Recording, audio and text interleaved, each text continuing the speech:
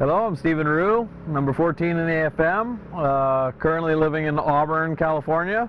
I have a construction company up in Auburn. We do home theater systems and home automation systems, electrical, quite a few things. We're a general contractor and an electrical contractor. Been doing that for 25 years and moved up to the foothills because there's a lot of people in that area that were trying to flee the Bay Area, and of course they're bringing all their money with them and wanted all the new stuff. So glad to help. I've been racing the AFM since 2010. Started at the track in Fernley, actually, doing a race with all my buddies at TTP, Twisted Track Productions, just a small little group. And all of us had such a kick, we're like, I want to do it again. And thus down the long tunnel of the rabbit hole we went. The years progressed. I think 2010 was my first novice year in AFM. I think I actually got the Formula 40 Novice Championship that year.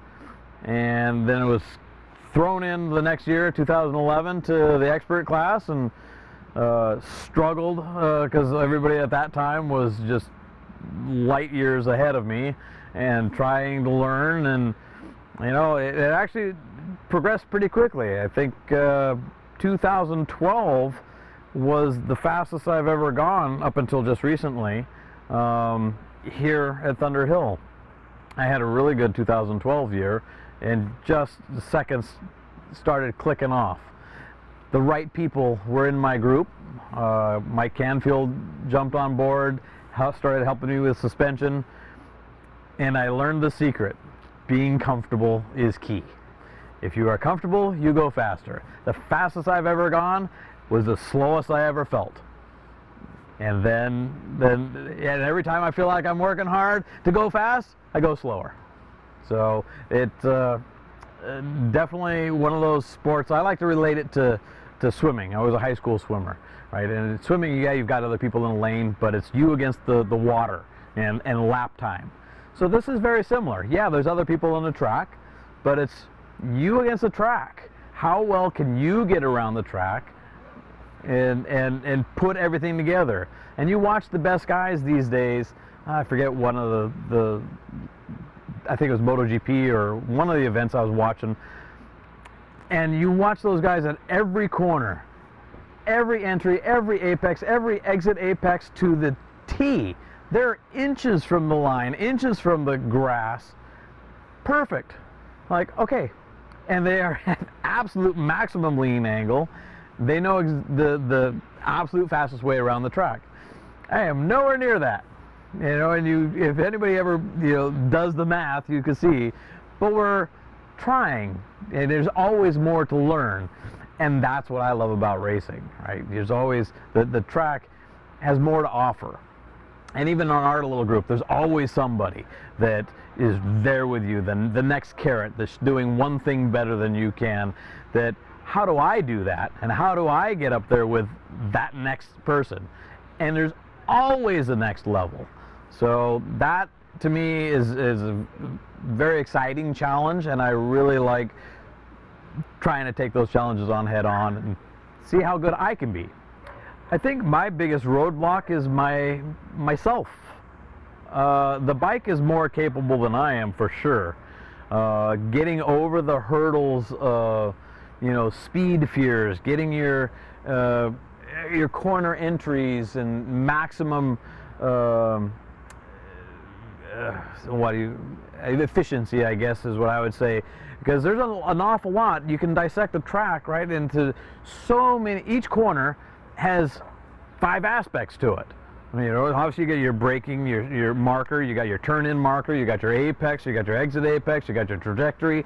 There's so many different things that you're applying in one corner so fast to get it right, and then you have to do that to the next corner, next corner, next corner. Here at Thunder Hill we have 15 corners, and some of them are 5A, 5B, stuff like that.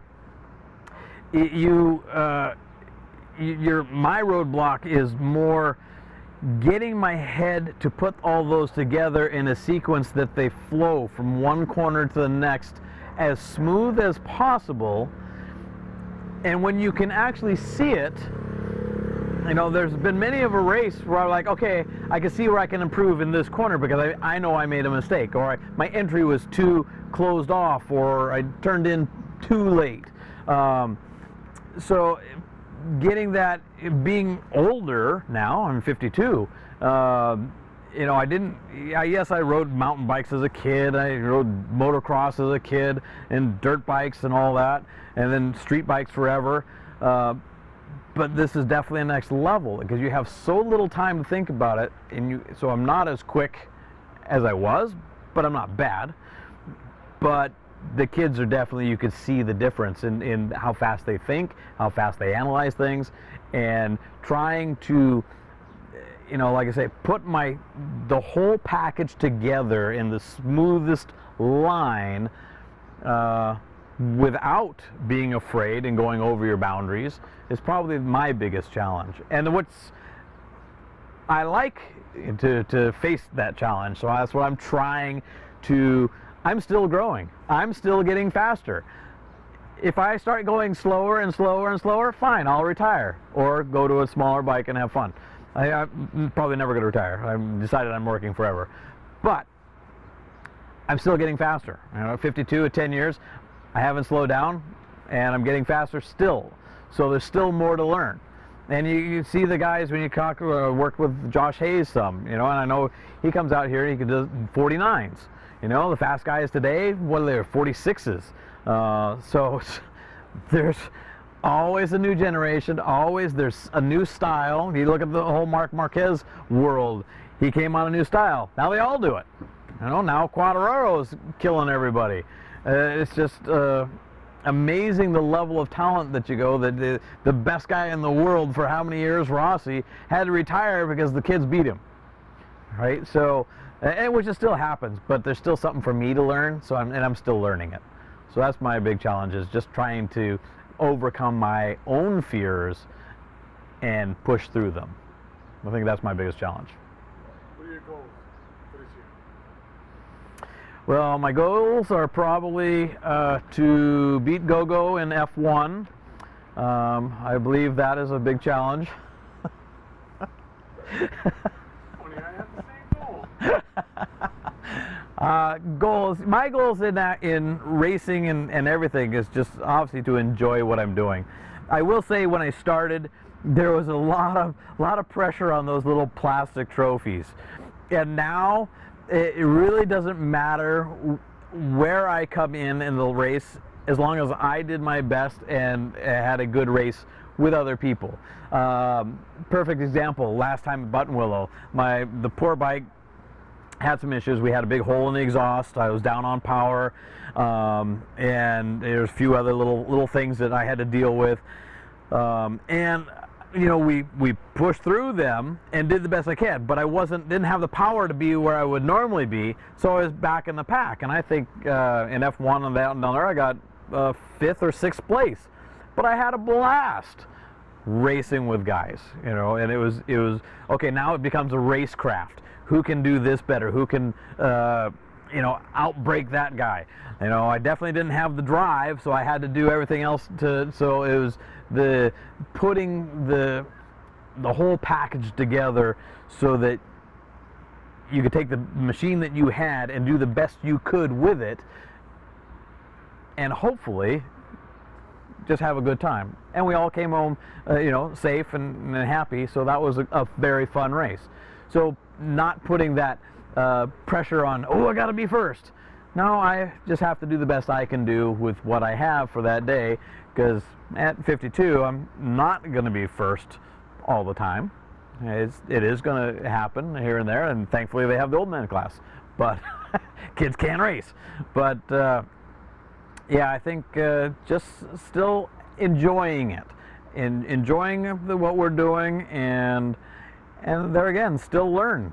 I want to get faster. There's things that I can see that I can learn and do, and just kind of want to master the sport a little bit more, so that when I do come back to coaching and talking, you know, I have proof, a plan, and I can work with people and explain the pros and cons of what they're trying to achieve, and hopefully help people at that point. I'm having a lot of fun coaching as well. So I think that's the secret to it all, as long as you enjoy it. And right now I'm having a lot of fun at it. I'm old. I want good stuff.